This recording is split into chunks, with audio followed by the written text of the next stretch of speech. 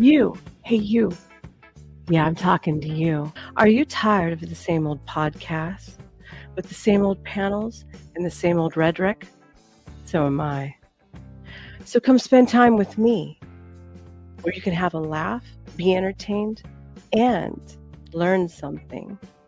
I'm your host, Nova, and welcome to School of Thought.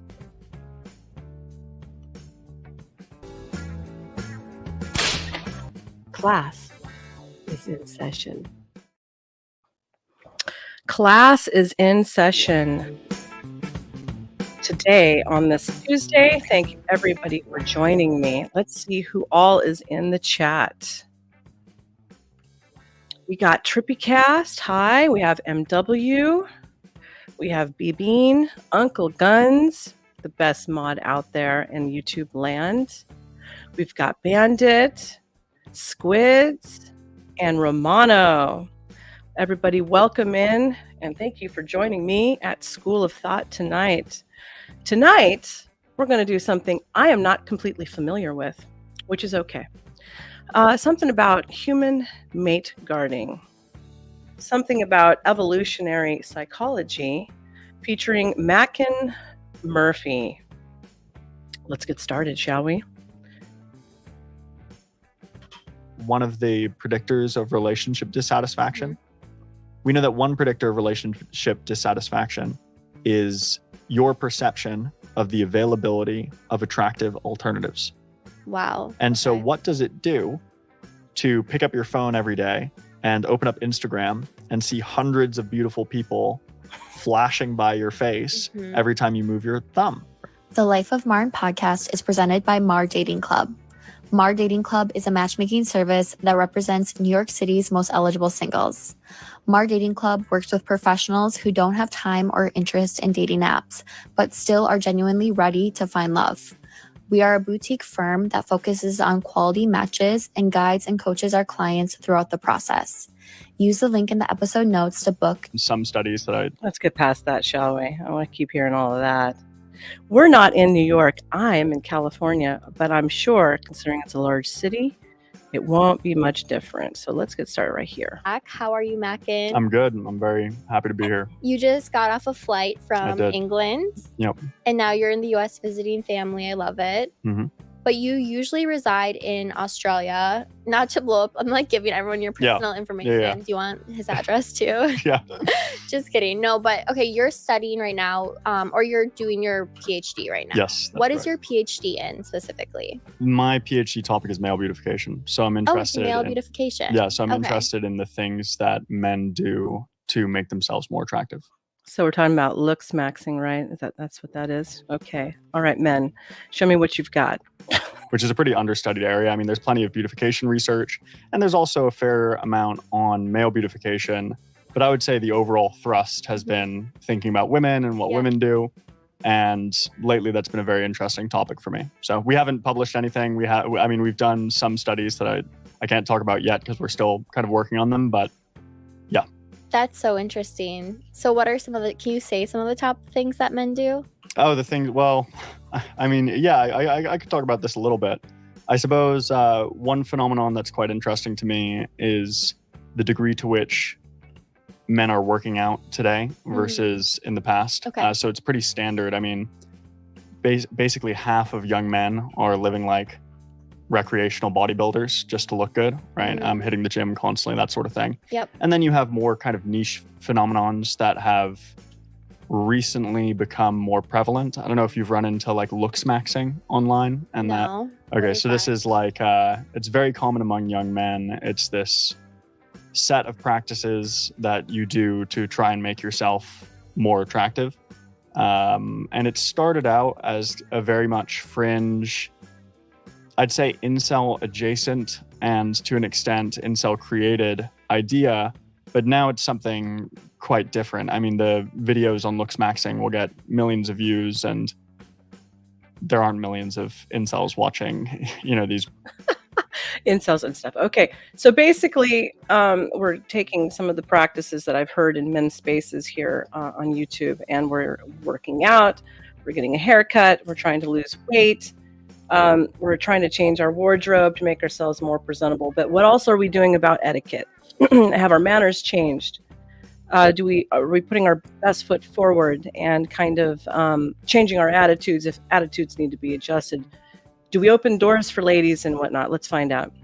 Videos. So I'd say that Okay. it's a larger phenomenon. But So looks maxing is basically like maximizing your looks. it's very very congruent with the name. Yeah. Okay. So Cool. trying to figure out all the different things that you can do to make yourself more attractive. I find it very interesting as a phenomenon. It's not well understood, and so I'm interested in male beautification generally, and those are a couple specific areas. So That's really interesting. like we just got some funding from EB to do a study on muscularity, which will be very interesting, and what influences men's desire and drive for muscularity. Okay, interesting. Well, you were Are we doing TRT also for this muscularity?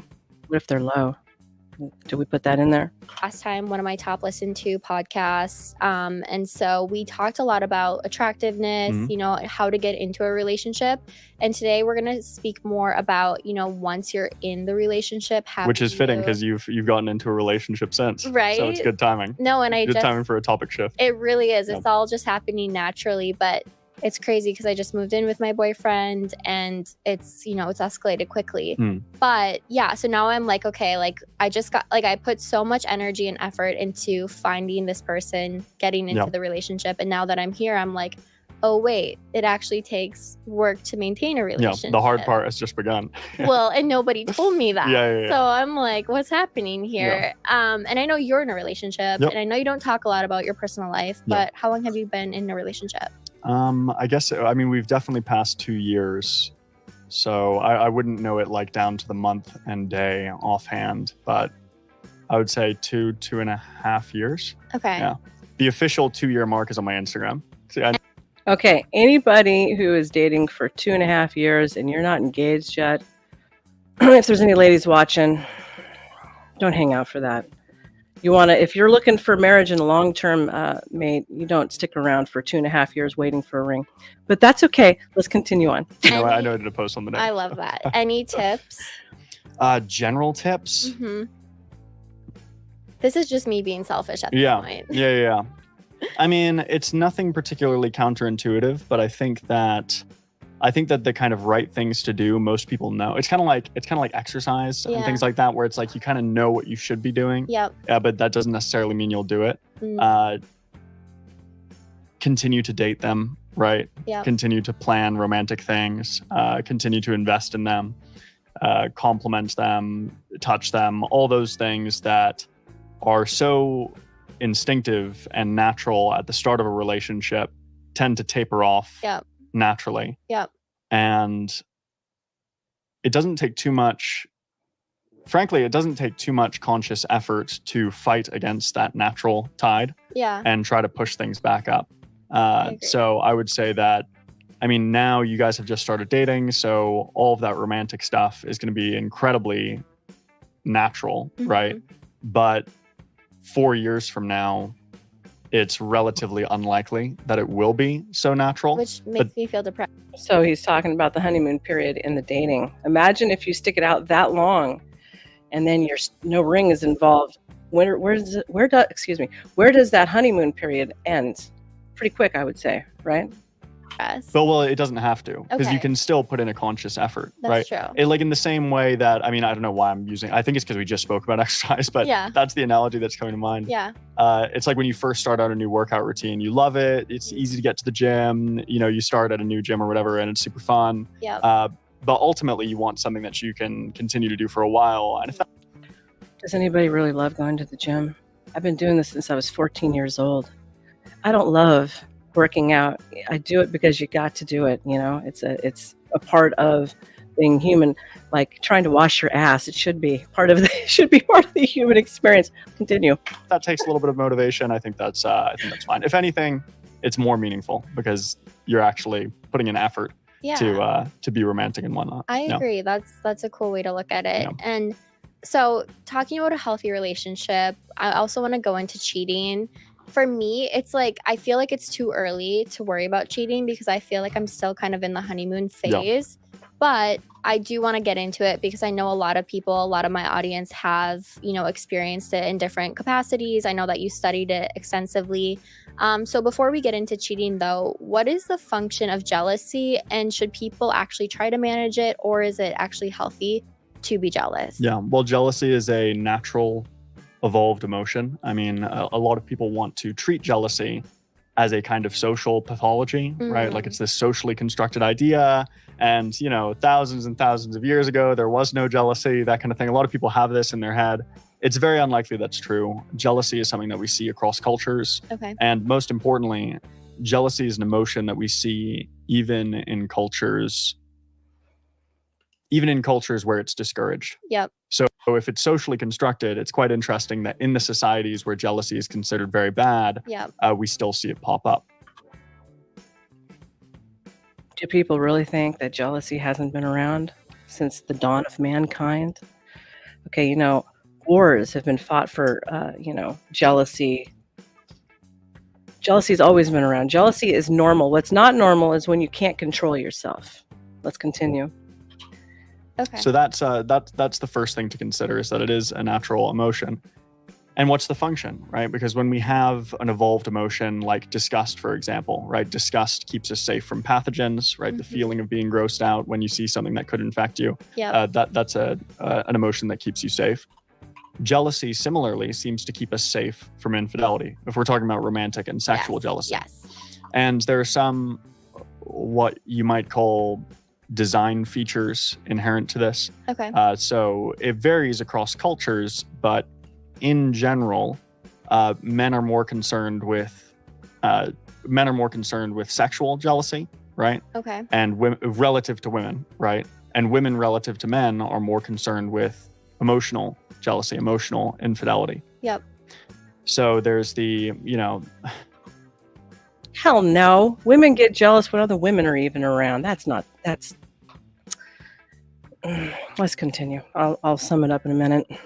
There's the kind of classic saying, it's a bit of a meme, and it's not entirely true, but there's some truth to it, that after an affair, a man's first question is, did you sleep with him, right? And a woman's first question is, do you love her, right? Wait, that's so true. Right. I mean, that's kind of the folk idea that bounces around a lot, and I think there is a lot of truth to it.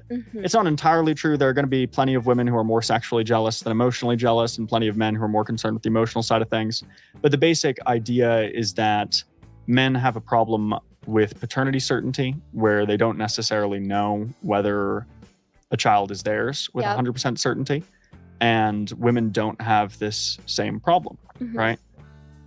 And then women have an issue of investment uncertainty, right? So a man can seduce and abandon a woman. Yeah. Right? So if he loves her, then he's probably going to go start a life with her. Exactly. Whereas if he just had sex with her, like, okay, that sucks. But if it's not emotional, okay, I'm still safe. Yeah. So it's not as much of a threat to the relationship. Now, important context. I'm not saying that this is the way things should be. I'm not saying that it always has to be like this. Yeah. I'm just saying that from a purely observational standpoint, this seems to be what's going on.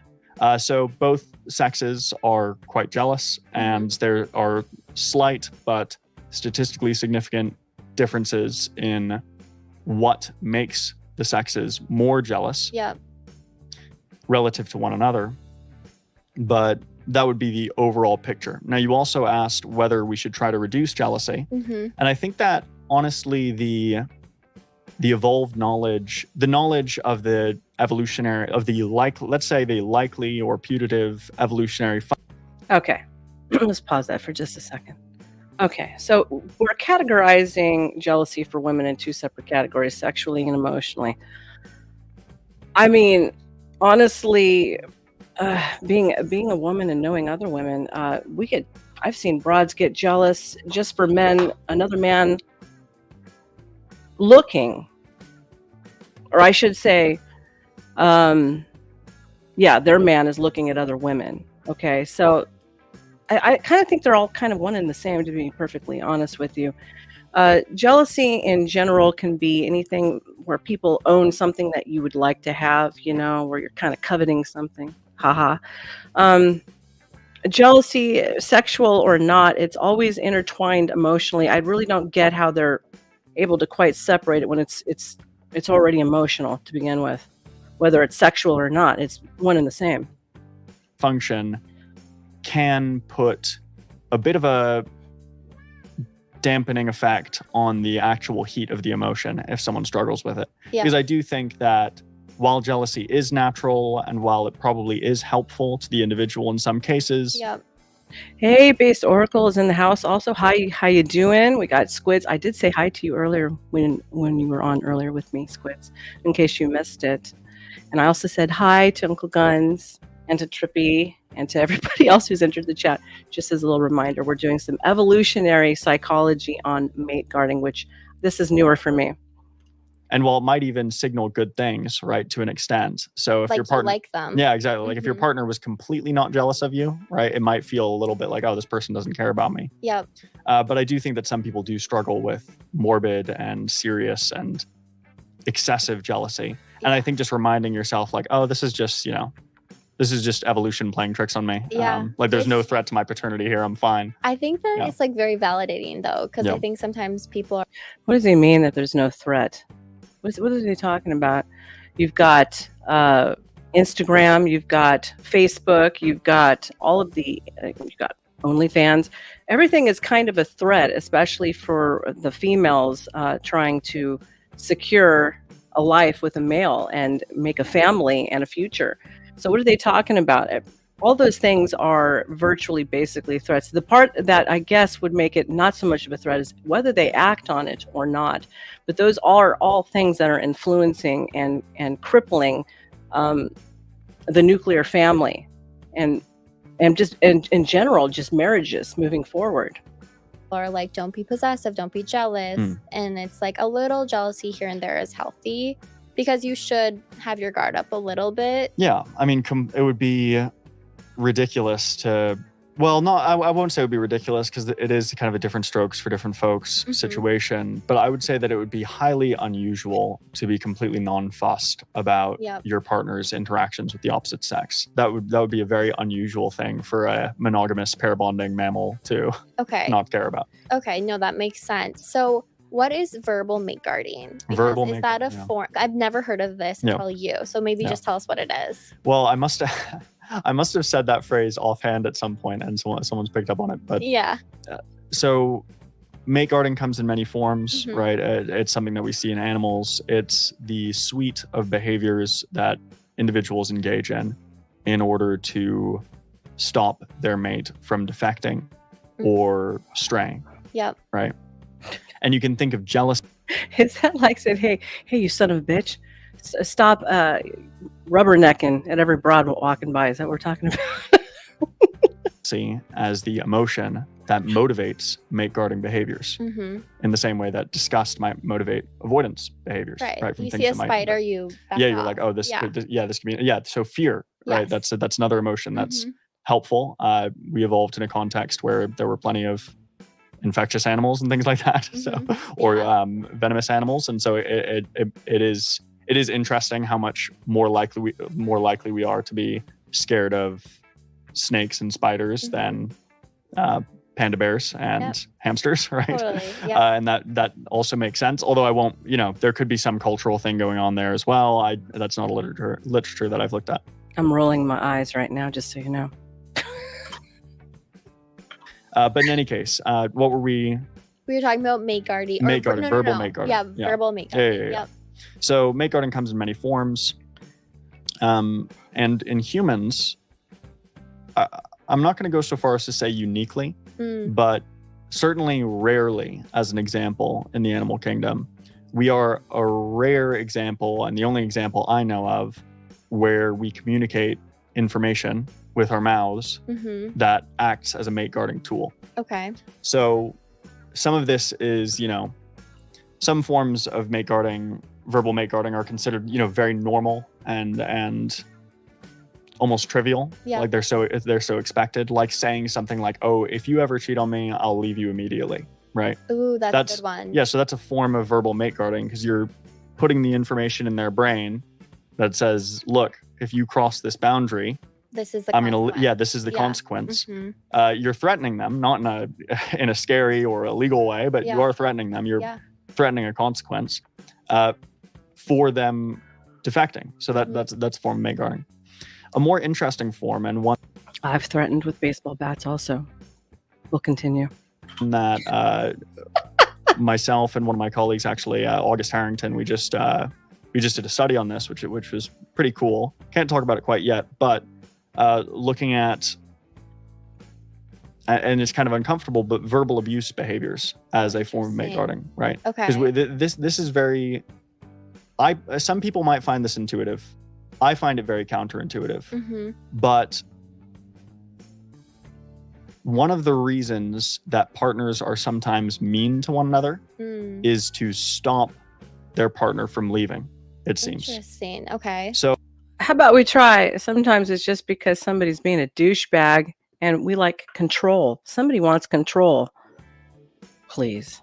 So sometimes it's simple. It's just punishment, right? It's like, if you leave, I punish you by being mean to you. If you try to stray, I punish you by being cruel, right? Verbally. But some of it is more pernicious. And this comes to me from, I'm not sure if he's the originator of the idea, but it's certainly where it's certainly how it found its way to me, was through Dr. David Buss, who wrote a bit about this idea that verbal abuse can function as a way of warping your partner's perception of their own mate value to your advantage. Wow. Okay. So let's talk through that. Gaslighting themselves into thinking they're unattractive. Exactly. So, AKA manipulation. Exactly. Okay. So let's say you're a 5 and you're dating a 7, right? Hypothetically. One is a 5 dating a 7. Yep. It's very difficult to change you, and I'm not saying that there's any I'm not saying that this is like an objective scientific scale. I'm just saying an that, example. as like a very loose proxy. Let's say you're a person of a 1 is a person of middling attractiveness, and their partner is quite attractive. It would be difficult for the person of middling attractiveness to make themselves as attractive as their partner. Okay. But it would be quite trivial for them to hurt their partner's feelings such that their partner becomes misled about their own mate value and thinks that they're a 5. Okay, so I guess this would be like saying, telling your girlfriend, hey, you know what? You're too fat. You shouldn't wear that.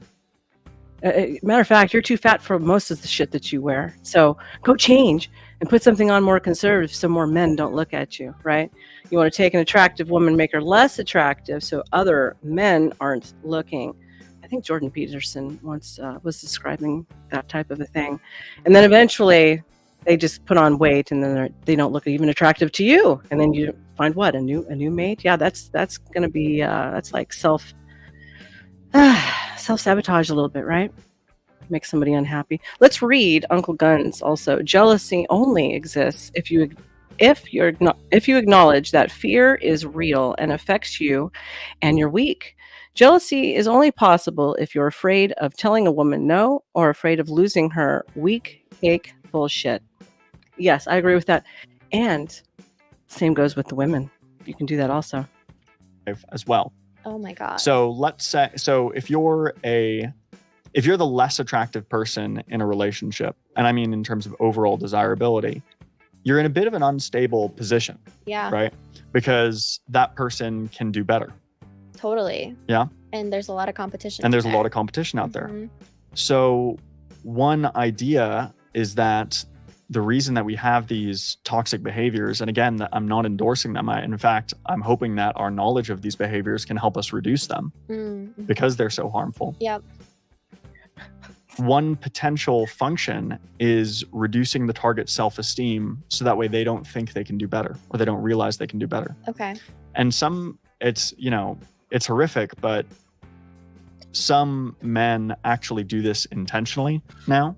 I don't know if you've heard of negging as a... Yeah, I've heard of it. Yeah. Yeah. So this is a term that gets passed around in these kind of sleazy pickup artist type communities where they will encourage you to be mean to a woman so she thinks that she can't do better than you, right? So when you're instead of instead of flirting the conventional way, flirting by putting them down, so that way they think they can't do better and they settle for you. Yeah. Right. No, that's crazy. Yeah. Super toxic. Very toxic. And I think that awareness of this, I'm not going to say fact, but awareness. Oh, dear God. Let's just break it down to simplicities, shall we? All this psychobabble crap. No offense. Basically, you're just manipulating somebody and you're beating down their self-confidence and who they actually are until they submit to your view and what you want. That's basically what you're doing. For instance, let's see. I was in a very not so great relationship one time. And this individual would, say, "Oh, you know what, Star? You're almost perfect, but," there's always a but in there somewhere, right? If you were just a little more blonde. Oh, if you just lost 10 more pounds, that's another one. The other good one was, nobody else really wants you or will take care of you or loves you. It's just me. That's all you really have. That's another way of doing it. Of this theoretical structure can be very helpful to people on the dating scene. Yeah. Because if you consciously are aware of this strategy, well, then when your partner is mean to you, instead of taking it as a signal of like, oh, I can't do better, it would be much better to take that as a signal of, oh, I definitely can do better. Wait, right? That is... And the same thing, like if you're in the bar and some guy comes up to you and he's, making fun of you or whatever in a way that seems to be trying to put you down, instead of thinking like, oh, I just want this guy's approval, right? Yeah. A bit more useful to think, actually, he's looking for my approval here. Yeah. And he's doing it in a very toxic way. Yeah, right. Because he's saying that I'm better than him. Yeah. This is something very common that we see, at least as an idea, is that people who are, and I'm not, I'm talking about this from the kind of woman's angle because I recognize that your show has mostly female listeners. Yeah. But in general, this basic idea that, and again, this is from kind of a bus angle on it, is people who can't provide benefits impose costs. So people who are low mate value and can't provide the many benefits to their partner of being high mate value, they switch techniques and try to cut you down. Yeah. Oh my God. Bring you down to their level. I feel like that's important to know. Okay. So with the whole mate guarding, how do you feel about men and male female friendships? It's interesting. I mean, I definitely don't subscribe to the idea that men and women can't be friends. I see that posted a lot. I do too. And here's the thing. I don't like relying on anecdotal experience. I'm very much someone who has a strong affinity for data and whatnot. But in this case, if you're saying that men and women can't be friends, that doesn't happen. I have friends who are women. I have plenty of friends who are women. Okay, first of all, let's just establish something. If you are with somebody and they aren't building you up as a person, okay, not kissing your rear end 24/7, but just generalities, like when you're down, they can lift you up, and you do vice versa, because that's what we're here for. We're supposed to lift each other up. We're supposed to be there for each other. And if you have somebody who's constantly criticizing you, putting you down, defaming your character, and ridiculing you, those are already tremendous red flags that it's not only not going to get better, it's only going to get worse. And it's better to be single and have peace of mind than it is to be stuck with somebody who's constantly tearing you down. I'll tell you that right now. Right. And I know for a fact that there's nothing underlying that friendship on my end. Yep. And I would bet my life that there's nothing underlying it on their end either. It's like a genuine male-female friendship. So when people say that that men and women can't be friends, to me, all that says to me is it's like, oh, you don't have friends of the opposite sex, right? That's the only information communicated. Yep. Because I'm like, there's actually an experience that you don't have, right? Yeah.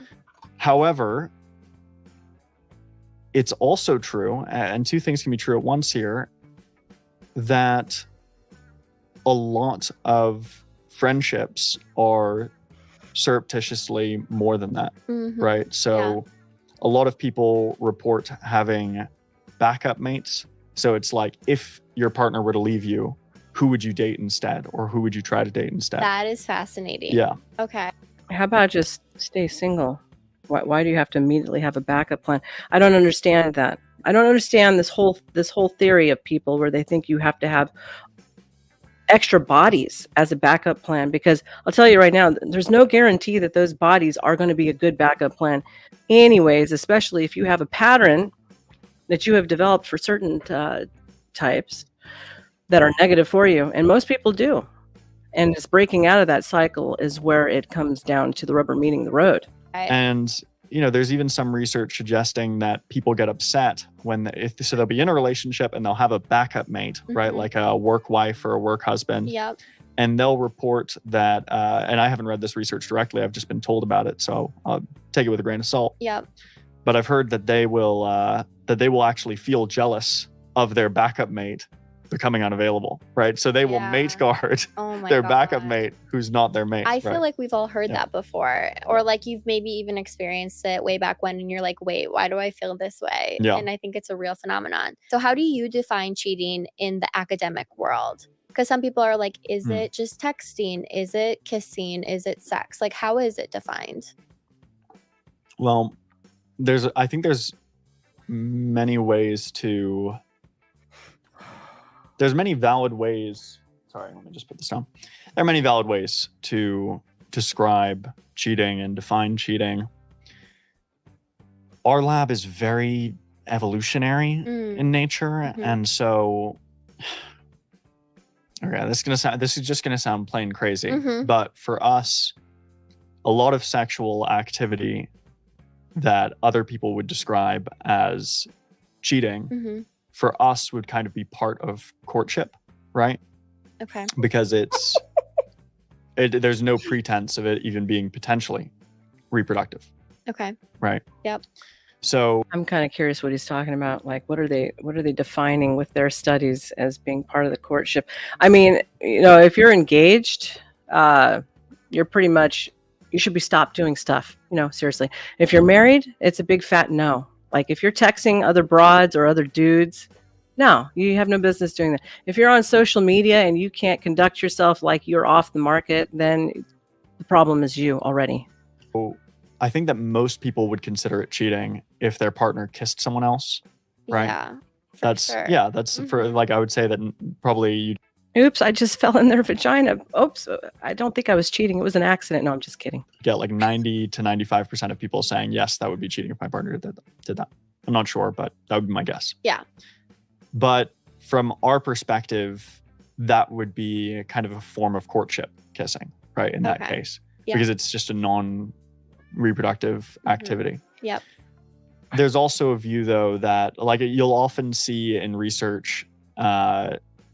My tongue just magically found its way into somebody else's mouth, but it's not cheating. Okay, sure, whatever. And we actually just did some that used this angle instead, which is you look at general extra-pair interest. And so you can measure that with things like flirting behaviors, like how often do you flirt with someone who's not your partner, right? God. So there's this is a very rambling answer, but I guess what I want to impress on you is that there are many valid ways to define cheating in an academic context. Yep. And that's probably for the best, because there's many valid ways to define cheating in a personal context as well.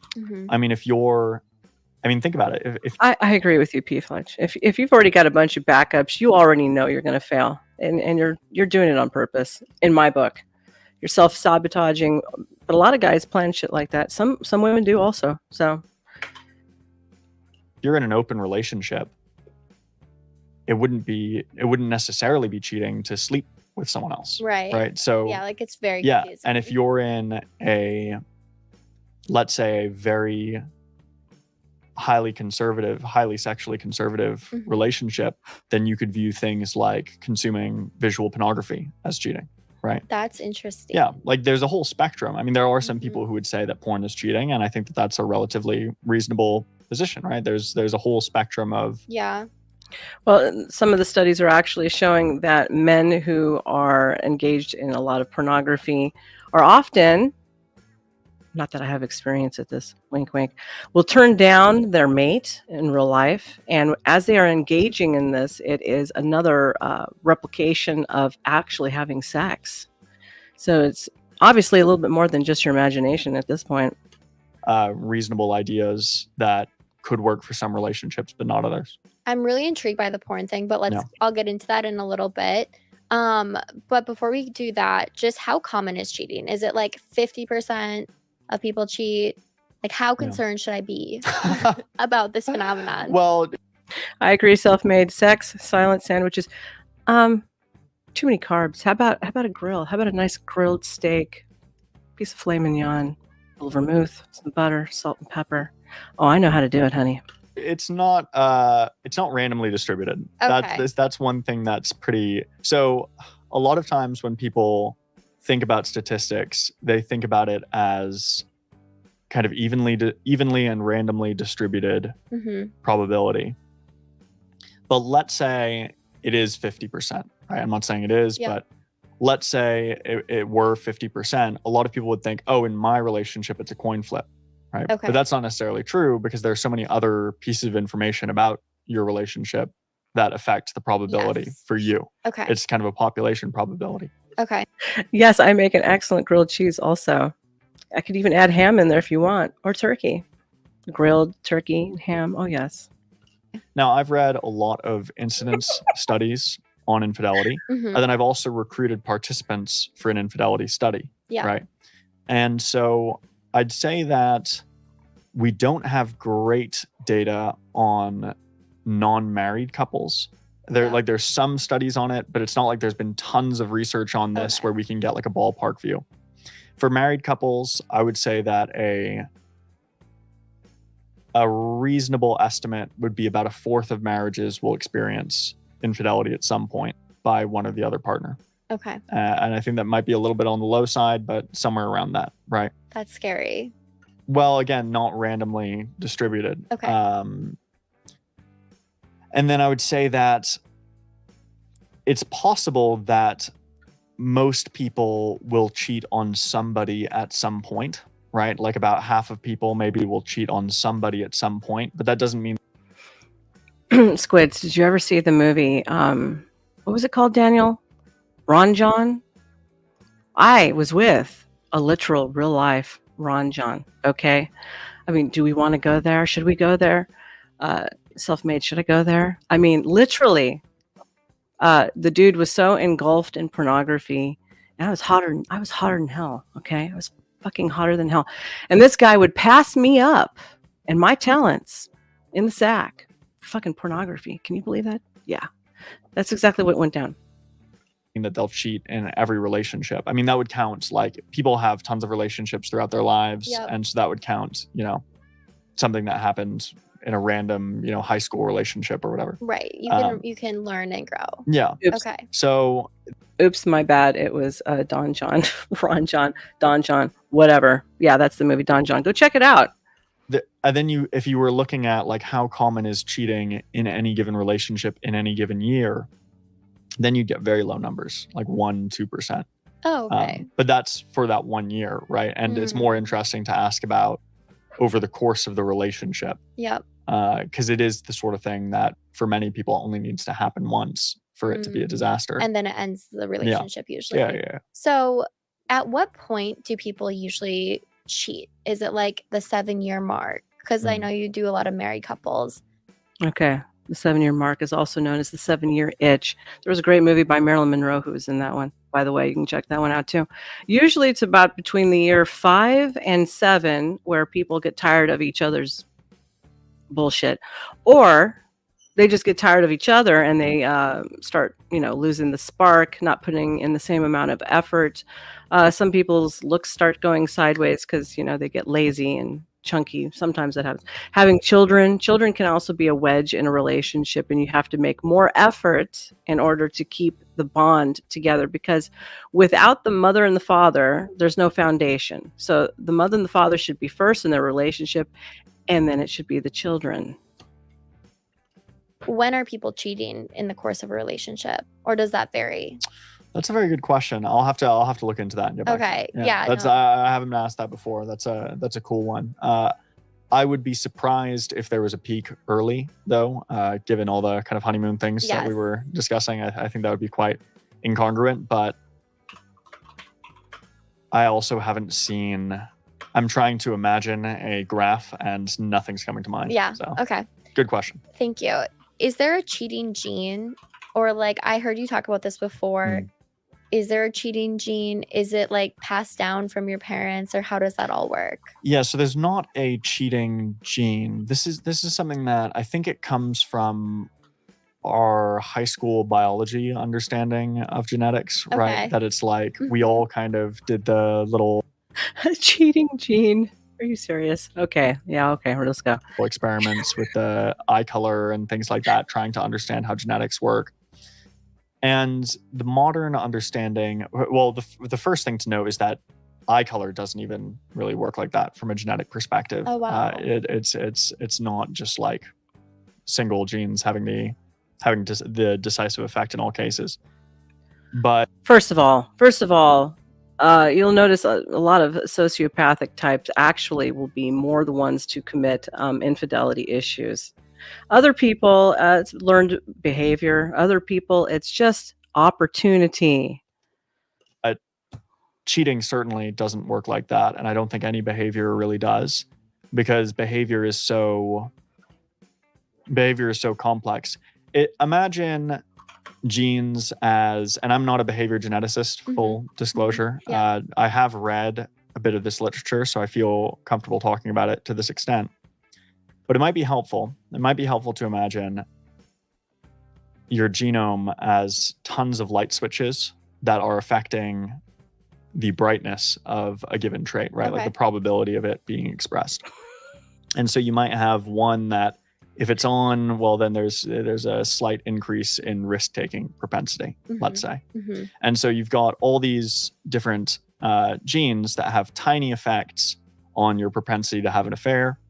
And then those genes come into collision with your environment, right? Yep. The values that you learn, the culture that you're in, the opportunities that you happen to get in life, Right. that sort of thing, the relationship that you happen to be in. Mhm.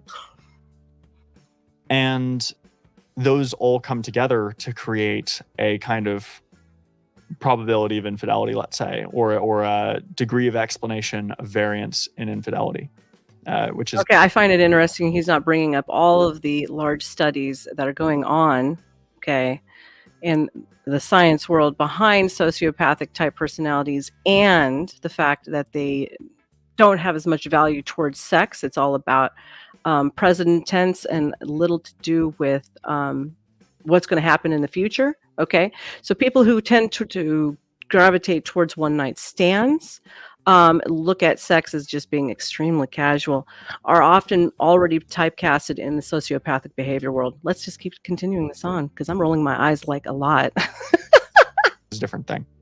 So I would say that there's certainly a genetic component to a person's propensity to cheat. There have been some twin studies that have looked into this and found that it's quite heritable. Oh, wow. Yeah, between 30 and 60% would be quite common, Okay. meaning that genetics do have an influence on a person's likelihood of cheating. And I'm guessing that's just from the dad. I'm just kidding. Well, it's funny because there has been a line of research that's looked into whether the genes that cause infidelity in women are the same as the genes that cause infidelity in Ooh, men, Okay. and they seem to be different. So I know a lot of people, like we try to control everything in our current day and age. And obviously you really can't control. And is he not listing self? Did you see this already? Does this guy list whether it's men obviously going to be, well, not obviously, but let's just say if the past is anything as an indicator of the future, it's usually the men, right? So are they going to mention with whether or not it's men who usually cheat the most in these studies, or just women? Because it seems like they're glancing over it. Control if someone's going to cheat on you or not. Like it's someone else's behavior. What are some early signs or early tells that he or she is a cheater if you're dating? Well, I think that the points that you made up front are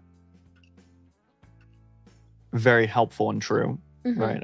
Like you can't control it. And Right. so And you also can't game it by, I think that one thing that I've done in past podcasts is share risk factors for infidelity. And they are, in a conventional sense, red flags or orange flags or whatever, right? Where it's like, oh, this is a warning sign that maybe this person isn't optimally faithful. But I think that what you said is also very helpful in the sense that at the end of the day, it is largely out of your control. And then also from a pragmatic perspective, how willing are we to act on these red flags? But I think that one general thing to look out for is extra pair interest, right? Okay, what does that mean? Interest in other people. Okay. And then also interest in casual interactions, because infidelity ultimately is, in most cases, it seems, a form of uncommitted mating. And there is some research that, or there's actually quite a bit of research that indicates that sociosexuality, right, a person's interest in uncommitted mating, predicts their future infidelity. Okay. And a person's, number of past partners, that sort of thing, has a predictive effect on their proclivity towards infidelity. Okay. So I would say that. And crime. just to play around with that. So sociopathic behavior also falls right along with the indications towards criminal type behavior, because they look at the short-term gratification and not the long-term, same as with infidelity issues. If we really want to get deep in it. If you were trying to, if your goal in choosing a partner was to choose someone who would be faithful, you would want to choose someone who hasn't cheated in the past, right? There was one longitudinal study that indicated that people who have cheated in a past relationship were 3 times more likely to cheat in their next relationship. So once a cheater, always a cheater. Once a cheater, more likely to be a cheater. Okay, for sure. fair enough. Yeah. Yep. Because some people in that study, they cheated. What are you going to do if they're lying to you? Because, people lie all the time, right? They can just, I've never cheated. You can't control anything but yourself. So what are you supposed to do? Somebody's just ball-faced lying at you all the time, In a past relationship and then never cheated again. Yeah.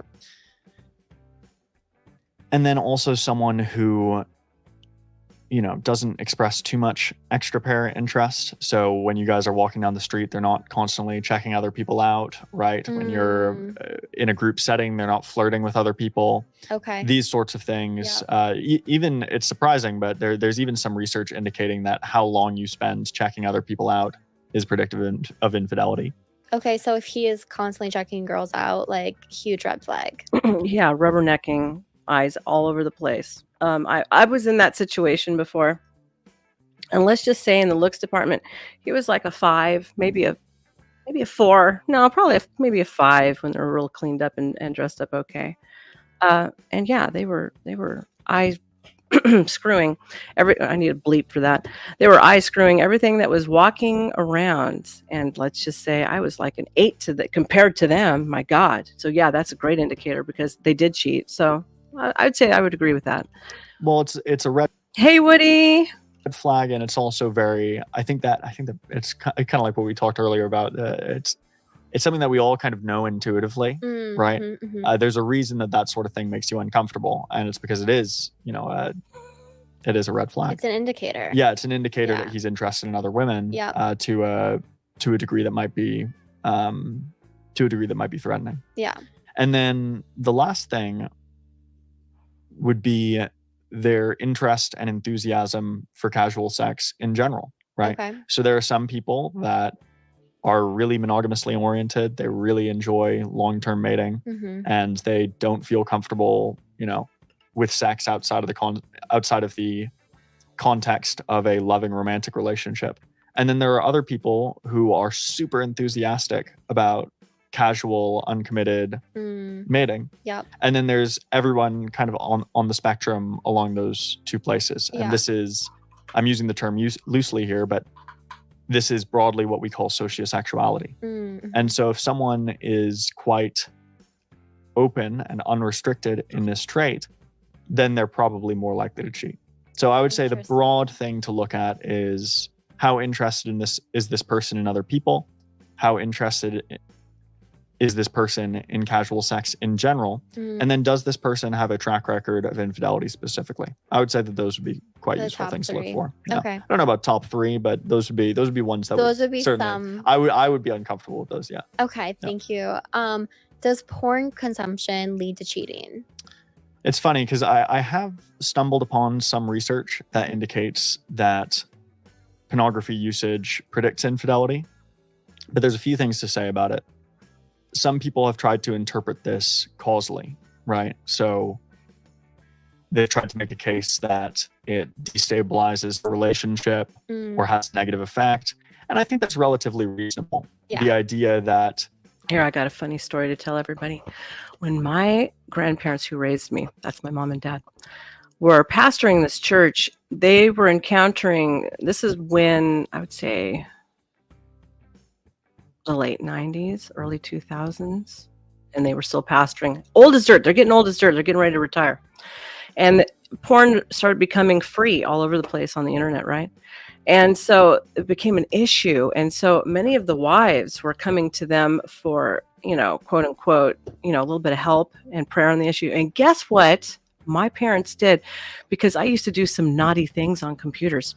And so they would send me into their houses and I would go in and I would lock down their shit so they couldn't access anything. And the next thing I heard, I'd be hearing the phone ring, ring, ring, and I could hear through their door them talking about how the husband was complaining and throwing a fit because he couldn't access what he wanted to on the computer, wink, wink, because I was in there screwing their shit up.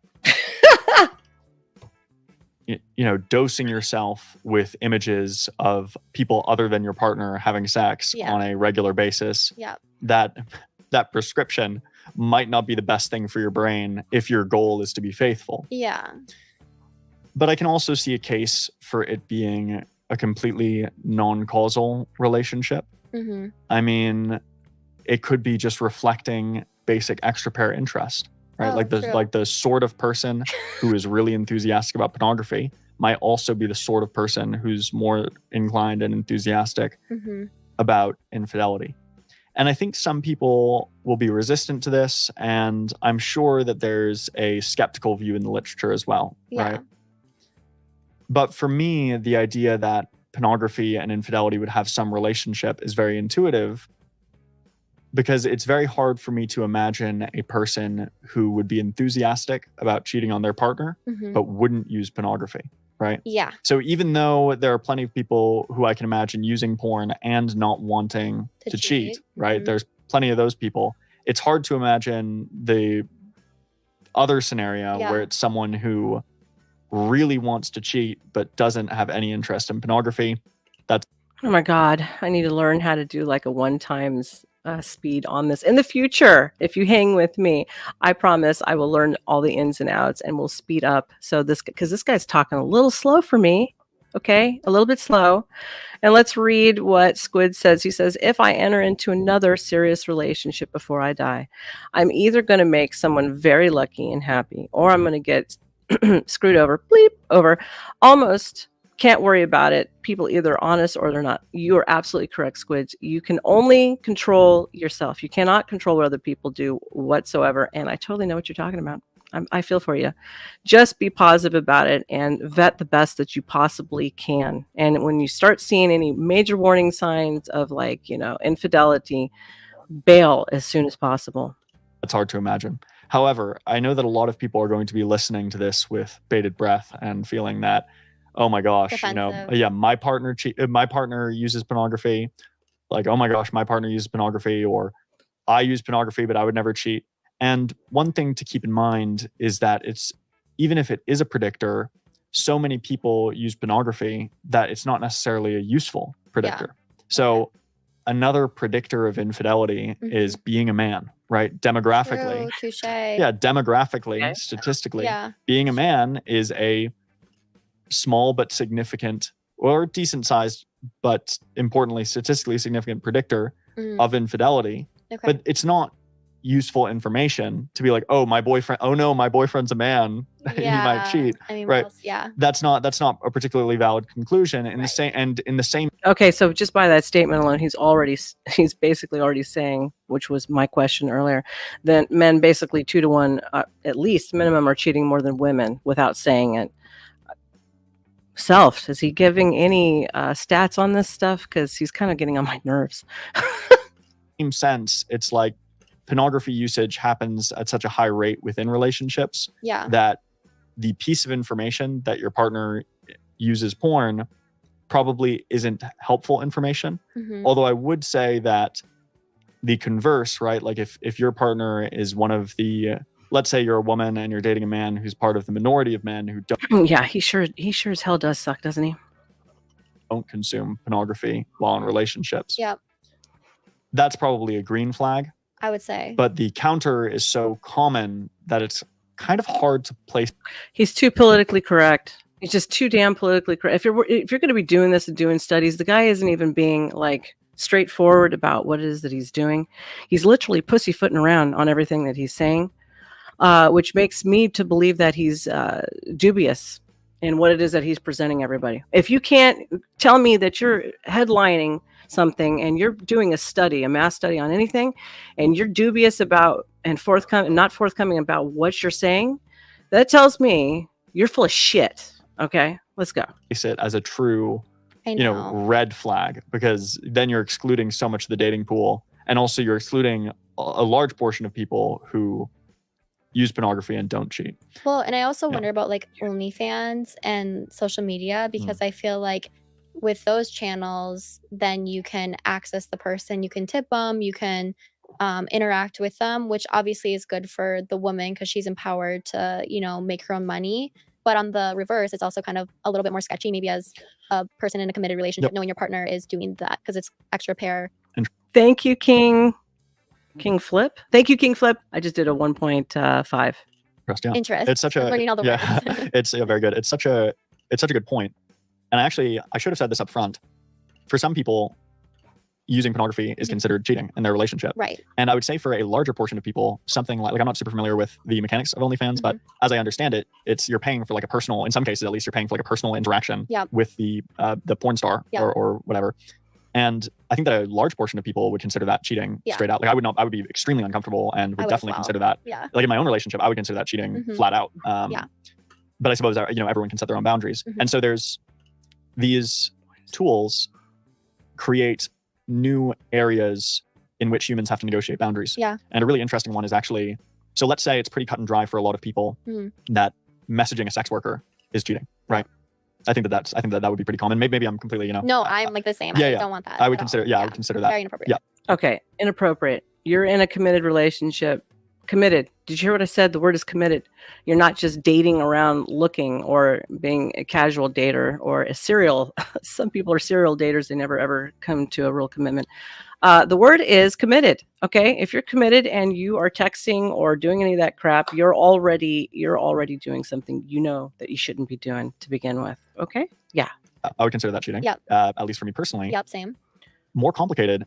All these, AI chatbots and things like that. Yeah. Like I saw it going viral that a lot of women were, flirting with the new ChatGPT voice, Dan or whatever his name is. And that doesn't seem as bad. Like, you know what I mean? Right, like, it's not women are so desperate. They're chatting with Dan, the chat AI guy, because they're not getting any attention at home. Holy crap. We should do a segment on that alone.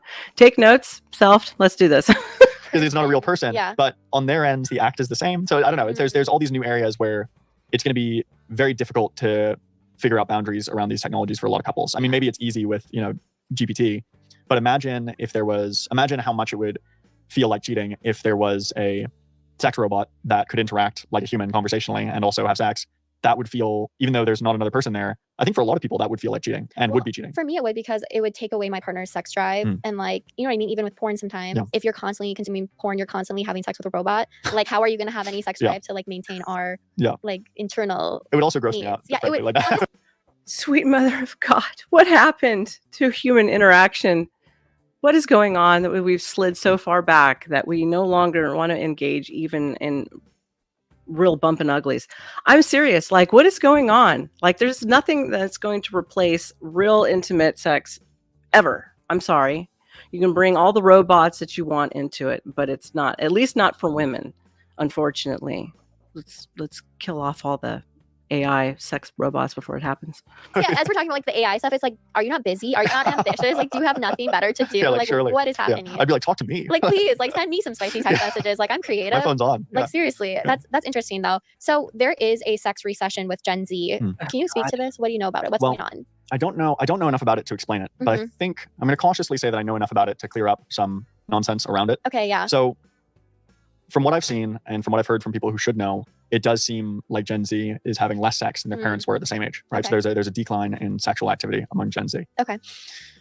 But it's not that there's just a sex recession in Gen Z. There's like an everything risky recession. So Gen Z is drinking less alcohol, they're partying less, they're committing less violent crimes. Which is kind of cool. Yeah, it's kind of cool. And so some of the explanations for the, let's call it the sex recession or whatever, some of the explanations of this have been naturally very sex focused.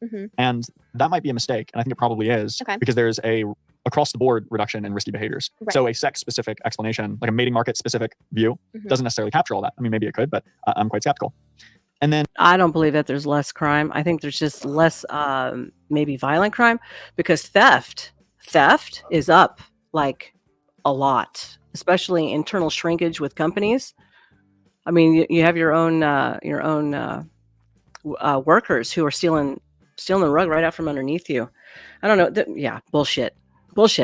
And there's also a view that the kind of peak of this recession has largely passed, right? So it's already kind of coming around. That's great news. And I've also read that it's largely driven by the youngest members of Gen Z. So it's not that everyone in Gen Z is having less sex. It's that younger people are delaying sex for longer, and that's creating the illusion of much.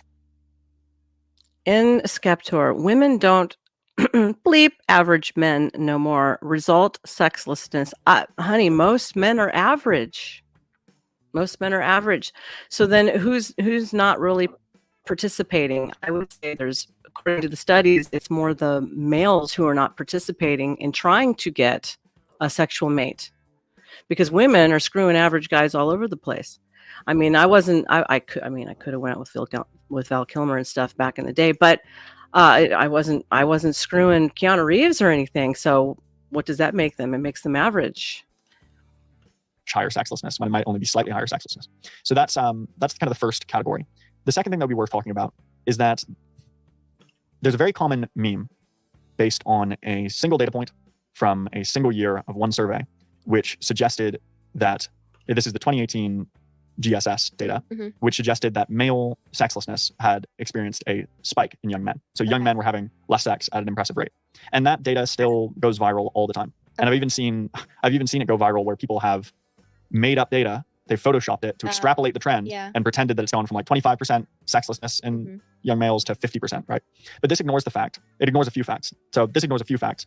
It's also ignoring the few facts that most of them are opting out of normal society. Okay, so if men are becoming more sexless, all right, that is not the female's fault, because most of them have turned to other issues, which is obviously pornography and Rosie Palmer and her 1, 2, 3, 4, 5 sisters.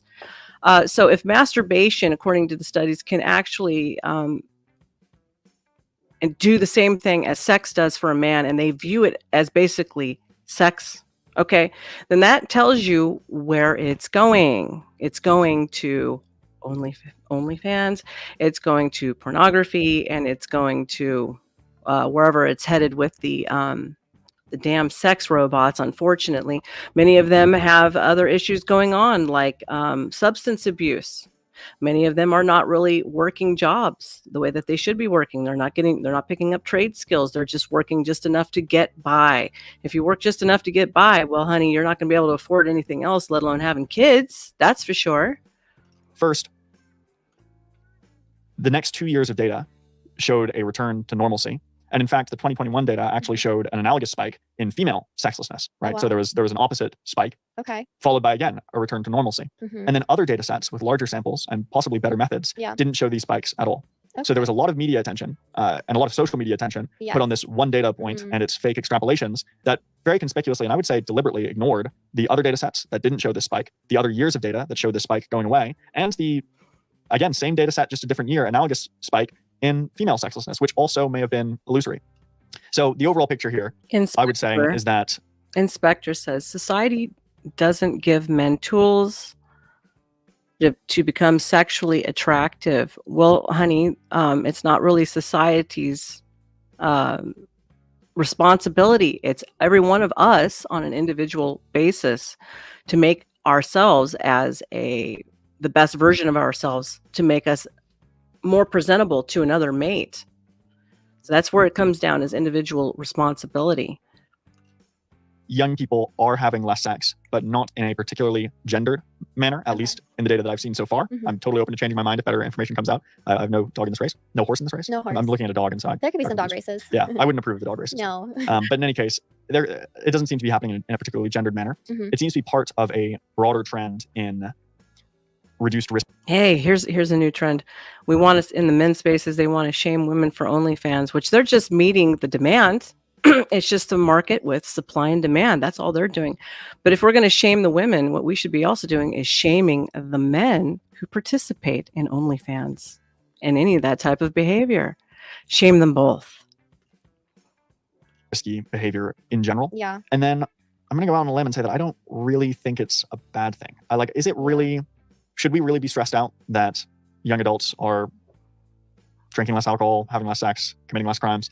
That kind of all seems fine to me. Yeah, I agree. Why do men lose on dating apps? Well, I think that I'm kind of cynical about dating apps. I don't know. I mean, I've never used one, so maybe I'm being unduly cynical. Okay. I kind of feel like everyone loses on them, just in different ways. Yeah. But the way that men tend to lose on them is not getting any attention, right? Mm. And one of the reasons for this, I mean, you can see these really dramatic data sets that seem to show that women get tons of attention on dating apps and men get none at all. Okay.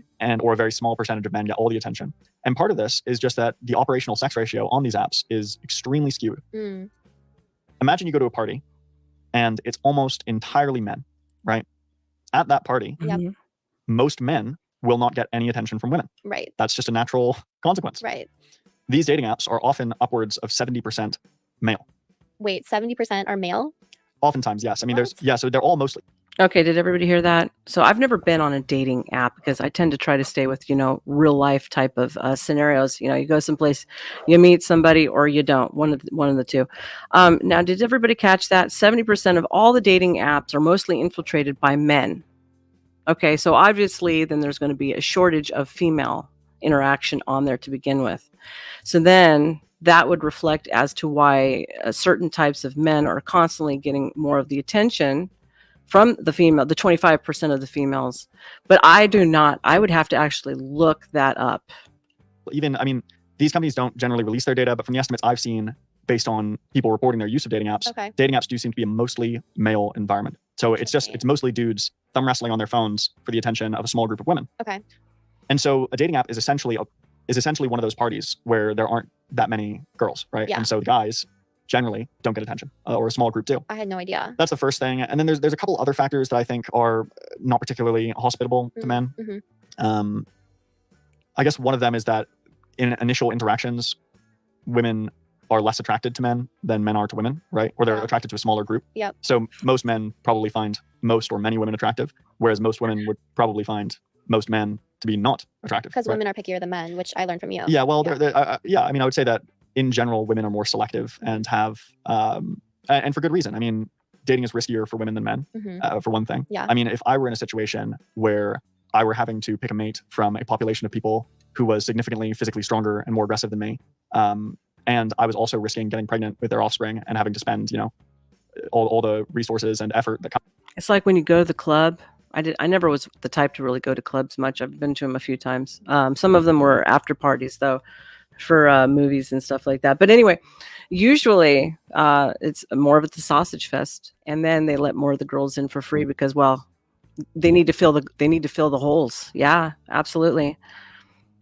Comes with that. And I had a body that was more vulnerable to STDs and STIs. If I was in that situation, I would also be extremely choosy about who I chose to date. So a lot of men online will complain about women's standards and women's selectivity, but I think it would be helpful to just try your best. If you're feeling anxious or upset about that, try your best to imagine yourself dating as a woman, right? Yeah, how risky and complex it is. So you'd probably be picky too. Yeah. Do you think the answer is, instead of women lowering their standards, is men kind of raising their game and like practicing the male beautification and like becoming more impressive. Because to be honest, like as a woman. Okay, let's take a look at the early 1920s, 30s, 40s, and the 50s. What did men wear back then? They wore suits. They had on slacks. They wore jeans, but they also wore, button-ups and dress shirts and stuff like that. And they had to have their hair cut and everything else. And what are people doing today? They're going into Walmart and the stores wearing pajama bottoms and slippers with their hair like they just got out of bed. So, automatically, if you just clean up your appearance, dress a little bit nicer, and make some little bit of effort, you're already going to be ahead of the masses today. And who's dated, yes, I've dated like the hot guy, of course, but I've also dated guys who are like not conventionally attractive but they're like really polished and like they're successful and they're ambitious and they have all these other traits. And so I think women are more forgiving on looks. That's what the data. Okay, Inspector says we need free plastic surgery for men. No! Where's my free plastic surgery? I've never had any plastic surgery. I have a broken nose. Is it going to be free for me? No. No, you don't get nothing for free. If I don't get it for free, honey, you ain't getting that plastic surgery for free. No. Data seem to show is that for short-term mating, there's some convergence where everyone seems to care quite a bit about looks. Okay. And for initial interactions, that also seems to be true. Okay. But at least in surveys for long-term mating, what you're saying seems to be true, which is that women are more forgiving on looks. Or we could also kind of spin it another way. Instead of saying more forgiving on looks, we could say they care more about other traits. Yes, and so. Okay. All right. I'm going to address something about the men's spaces. I even hate using the terminology for manosphere, but they like to say women only care about your looks and if you've got muscles and if you've got lots of money. Really? Then why do guys who live in trailer parks getting laid left and right? Excuse me. Why are guys who are ex-convicts getting laid and getting married? Hello? Who's lying to you guys? They're lying to you. Women are definitely far more forgiving when it comes to looks, body count, and everything else. You know why? Because women look for the prospects of potential and future rather than where you're at currently. And y'all should be thankful for that, or none of you would be getting laid at all. Just saying. So those traits maybe push out looks, right? So it might not be that they actually care less about looks. It might be that they care more about other things, and that has kind of a pushing effect on it. Kind of squeezes the importance of looks down, because real mating is about trade-offs, right? You pick the best kind of whole package. You can't you can't take one you can't take one guy's looks and pair it with another guy's humor, and it's not Build-A-Bear Workshop. You have to actually pick somebody. It's giving like I'm looking for a man in finance, 6'5", blue eyes, like that song. Yeah, and that's actually funny because we were talking about evenly distributed probability. I've seen so many people try to calculate how many men fit that criteria by just slapping probabilities on probabilities, but they're not considering the fact that, like, for all you know, and it does seem to be the case, actually, taller men tend to make more money, right? For example, so it's not evenly distributed. Like the 6'5", I'm being kind of, those are ridiculously high standards, and it is completely self-sabotaging to have those sorts of standards.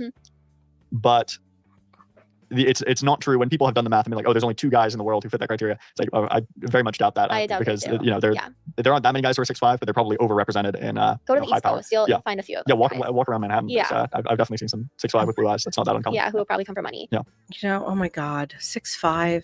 Most women are even too short. What are they going to do? Climb the pole to get up there? Like, give me a break. Most women are not going for guys who are 6'5". Here's an overwhelming statistic around the world. When you get past a certain age and all the BS, oh, the money, this and that, and the whole, yeah. You know what women are saying? Kindness. Number 1, kindness. Keep that in mind. Should single women who do want a partner, should they start dating down, whether it's financially, whether it's, in age and education, etc.? Like, what's the solution here? I think if you're a successful woman, one of the greatest advantages you can give yourself on the dating market is trying to cultivate a willingness to date down.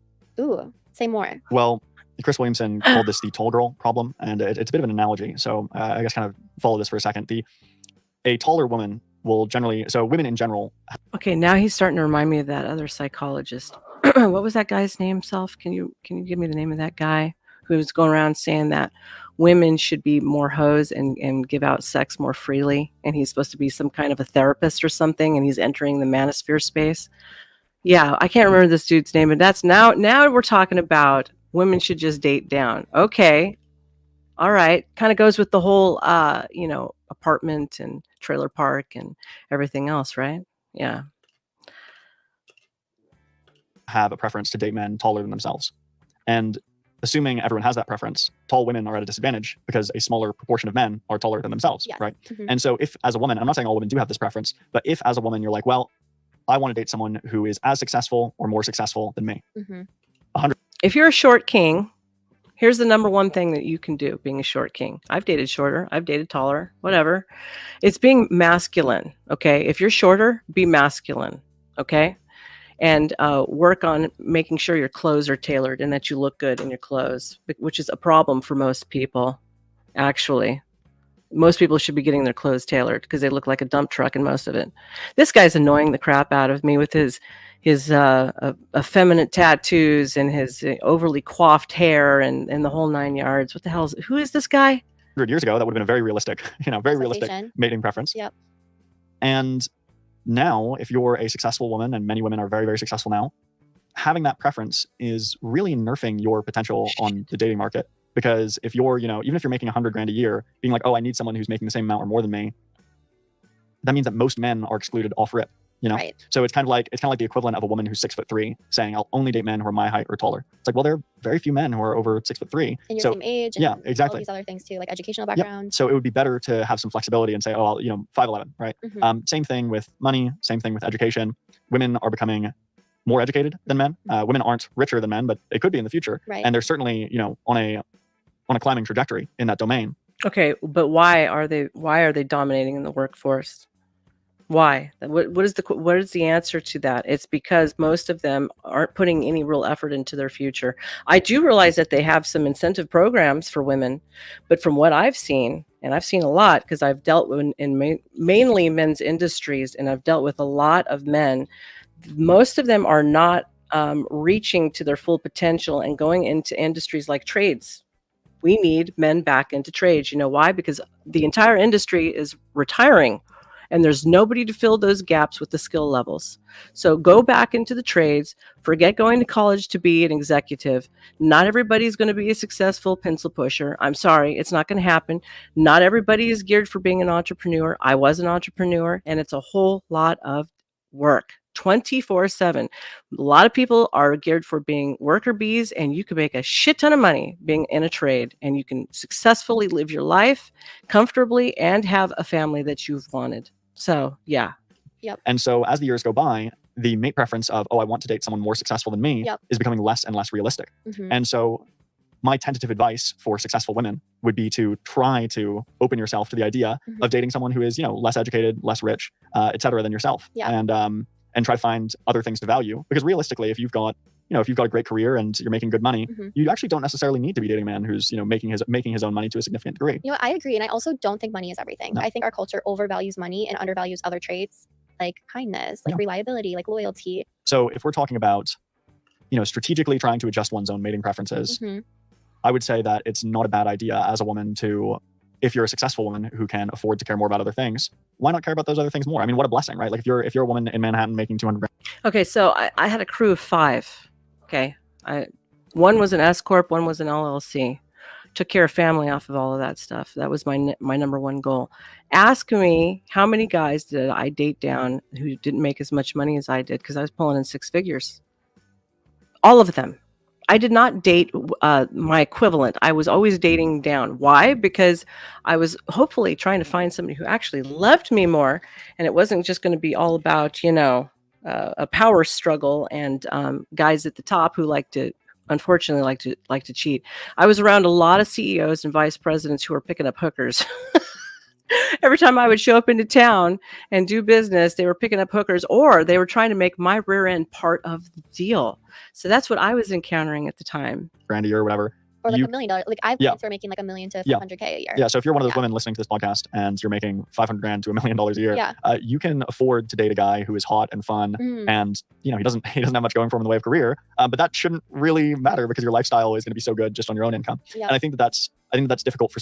But what nobody's going to cover, I might cover this later, so nobody's talking about how the new gold diggers are turning into being men. I dated 2 gold diggers. It took me a minute to figure it out, but they were gold diggers. And the funny thing about gold diggers today is they've kind of lowered their standards. They're all about who can pay the monthly, what me and my old man would call the monthly nut, the water, the trash, the rent or the mortgage, the car payment, and just kind of float. So they're kind of looking for whoever can just take care of all of that and then just play. For some people to do. But I also want to point out that based on the statistics I've seen, my advice is not needed here. Women are already adjusting their mate preferences, or at least their mating behavior in this direction. Right. So we see that hypogamy or hypogeny, or however you want to phrase it, right? That the practice of women dating down is getting more and more common decade after decade. This is true in age, right? Women are more open to dating younger partners than they were before. This is true in money. So in 1972, for example, this is Pew data, about 1 in 20 couples had a woman who was the primary breadwinner. It's still uncommon, but now it's more like 1 in 6, right? So if you're at a dinner party and there's several couples there, high probability that at least one of them, the woman, is the primary breadwinner. Whereas before, you would need to go to like a conference hall to find that from a probabilistic standpoint. And then in terms of education, believe it or not, I mean, usually people mate assortatively on education. So bachelor degrees go with bachelor degrees, doctors go with doctors. But believe it or not, it's actually more common now for women to date down in education than for men to date down in education. Because women are more educated. Because women are more educated than men. Exactly. There's an achievement gap. Yeah, there's an achievement gap there, yes. So yeah, it's kind of silly for me to give this advice of like, hey, successful ladies, try dating down. Because it seems like the successful ladies, it also seems like they're already doing it by and large. Yeah. And this is a transition that, I mean, we have sexual norms that are constructed upon economic norms that don't exist anymore. So much for the manosphere space telling everybody that all women want are highly wage earners and highly educated and highly this and highly that. He just stated what I said. Yeah. Or are being eroded. And so it might take some time for culture to evolve to match the new ecology. But I have some confidence based on looking at existing trends that we're going to figure it out, and it's not going to be so abnormal for, What's with those 2 earrings? Does anybody see those 2 earrings in his ear? I'm not getting the most masculine vibes off this guy. I'm just saying.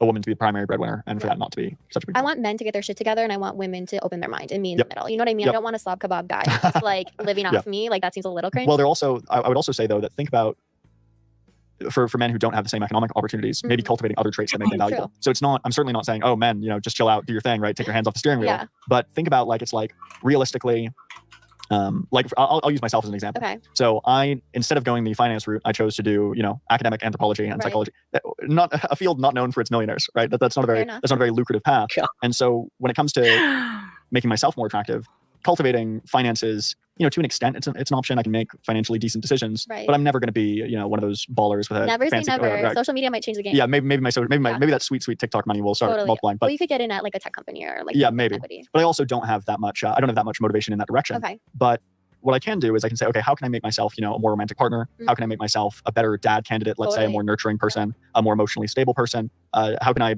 be someone who provides the other benefits that maybe someone who's, locked into a finance job, 80 hours a week can't, right? Like I at least have time to go to the gym, right? Yeah, like you are fit. You don't have a dad bod. I have 2 more questions. Do you think that social media has made people think that they can have better, which makes them constantly not committing to anyone? Does that make sense? Yeah, it does. There's a constant scroll, and people are using AI to modify their photos, so what you're seeing isn't even real, like Facetune and all of that. Men are kind of dumb, no offense, with love when it comes to like women and makeup and all of that. They've always been though. It's so funny because we have the we have the kind of on a survey, a man might say, oh, I love the natural look, no makeup, and then when you ask him to pick the natural look, it's like a cake to make like 30-minute professional makeup job. Like she's contoured. Yeah, exactly. Yeah. It's like no makeup. It means like at least mascara. Yes. And the same is true for Facetune. Yeah, I think it's a good question. It's like so we talked about it with pornography earlier. Like it's probably not a good idea. I have very little makeup on compared to most women going on camera. Okay, a little mascara, a little bit of eyeliner at the top, a little bit of lip pencil, and not much. So, this whole thing about men want natural looking women, but then they're always picking women like, say, just as an example, Kardashian and stuff, where there's like 3 inches of that crap pasted onto their face. It's like spackle. You don't even know what the hell you're getting after they take it off. If you're trying not to cheat, to dose your brain with like that seems relatively, I mean, maybe that's not true, maybe there's no causal effect, but it seems relatively intuitive to me. Yeah. By the same vein, and I mentioned August, my colleague earlier, by the same vein, he came up with this kind of thought that we know that one of the predictors of relationship dissatisfaction, we know that one predictor of relationship dissatisfaction is your perception of the availability of attractive alternatives. Wow. And so what does it do to pick up your phone every day and open up Instagram and see hundreds of beautiful people flashing by your face? How about stop believing that the crap you see in photos is real? It's like picking up the magazine or turning on a movie in the Hollywood or whatever, and not realizing that everybody is, got filters and lighting and this and that. And like, oh, come on, come on, come on. Face Mhm. every time you Let's move be your thumb, realistic. right? Yeah. It's I don't know, and maybe someone's done this study, maybe there's some data on this, maybe it's nothing to worry about. But if I had to guess, your intuition is likely correct that this isn't optimal for feeling good about your partner. And then Agree. also it's like I'm not like a hardcore evolutionary psychologist, but it is true that during our evolutionary history, we didn't have to see that many people over the course of our life. Mm. And so Okay, let's ask the chat. Let's start with how would you say that this guy actually knows what he's talking about? Put 1 for yes, this guy knows what he's talking about, or 2, he's a LARPer. Let's see. Let's do it. I think the dude's a LARPer, personally. Any participations? No participations? Yeah.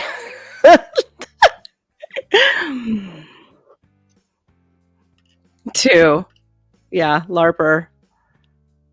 LARPer. I agree. Romano, LARPer. He's just talking word salad. Yeah, I agree. P. Fletch, thank you. This guy's so full of shit. I almost want to talk to him just to make him look stupid.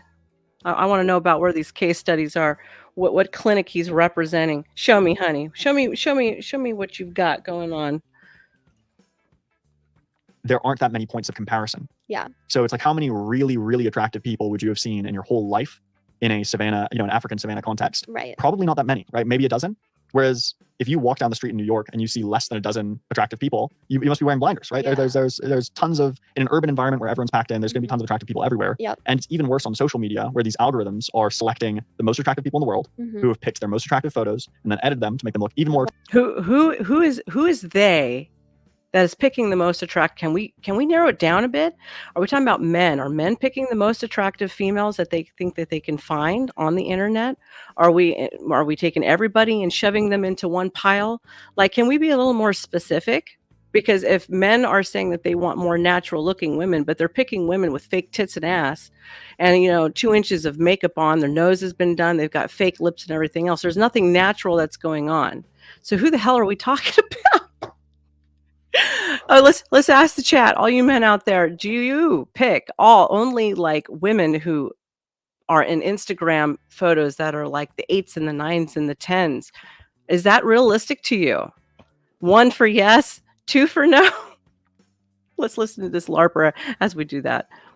Attractive, and then those are flying by your face on your phone. I'm sure it has negative effects on, well, I'm not sure, but I'm suspicious of the idea that this could have a negative effect on people's satisfaction with their partner. I think so too. And maybe someone's already done this study. I'm talking out of school, but. And it just sucks because it's like everyone gets older, you know what I mean? Yeah. Like, there's no such thing as perfect. And like there's all these like Instagram faces out Yep. there and it's just not real, but people, especially men, perceive it to be real, and it's just kind of sad. And then also it's like, if you meet those people, it's like they don't even look like that. You know what I mean? Like They don't look it's like they looked like that for the time it took for the camera shutter to close. Totally. They're And- flexing their ass. yeah, they're, like, exactly. doing the angle. Yeah, the whole exactly. thing. Yeah. It's annoying. Yeah. Stop doing that. Yeah, everybody needs to take bad photos to make the rest of us Please, look better. could everyone do Yeah. that so I can stay happy in my relationship? Just kidding. Yeah. Okay, the last one, the most controversial topic ever. Who should cover the bill in a relationship, and how should the bill be split? Well, I mean, there's no. I come from a scientific background, so Uh-huh. we're more interested in descriptive claims, like what is rather than what should be. Mm. But I think it goes back to what we were talking about earlier, where more and more women are making more and more money, Mhm. and making more and more money I bet I could win this guy in arm wrestling. Just saying. than their partner, right? Yeah. Like, I mean, we just spoke about the statistic that about 16% of women are the primary breadwinner in their relationship. That's still And pretty low. 16? It's low, but that's 1 in 6, right? Okay. So it's not zero, right? Okay. It's like if you meet several couples, chances are one of them is going to have the one making more. Okay. And I would say in those relationships, from my perspective, it seems a little silly for the man to cover everything. Mm. Now, Mhm.